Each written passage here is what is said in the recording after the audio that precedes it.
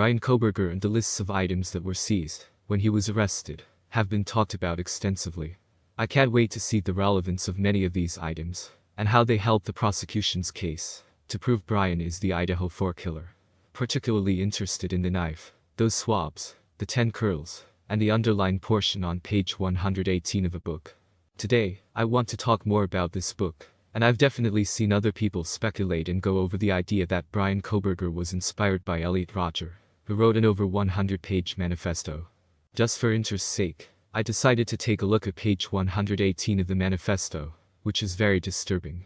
Here it is. It starts off by talking about how wicked and degenerate women really are. He says that women must be punished for their crimes of rejecting such a magnificent gentleman as himself. All those popular boys must be punished for enjoying a heavenly life. He originally considered doing it on the Halloween of 2013. That is when the entire town erupts in raucous partying. There would literally be thousands of people crowded together who he could kill with ease, and the goal was to kill everyone in Isla Vista, to utterly destroy that wretched town.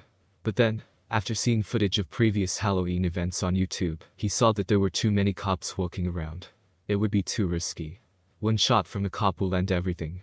The day of retribution would have to be on a normal party weekend, so he set it for some time during November of 2013.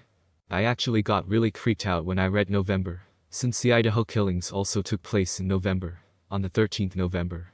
Now, while there is no evidence to confirm or even suggest this in the document Bryan underlined in, it's still interesting to consider whether Bryan had a similar mindset to Elliot Rodger.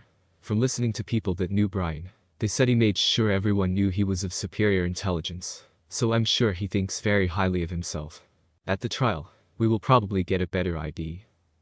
A lot of people are drawing similarities between Bryan and Elliot though.